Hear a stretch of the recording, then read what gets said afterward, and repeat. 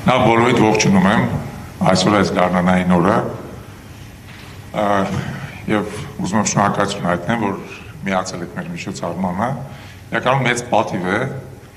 ողջունի խոսք ասել ձեզ եւ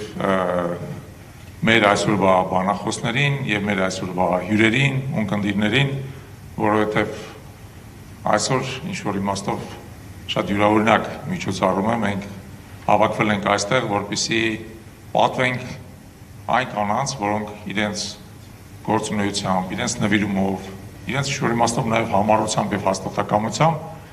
դեպի լավն են փոխում մեր քաղաքը, ինչպես վերնագիրը մեզ հուշում է, եւ այսօր դուք հնարավորություն կունենաք բեմից ծանոթանալու 7 տարբեր հիասքանչ հրաշալի կանանց հետ, ոնց յուրաքանչյուրը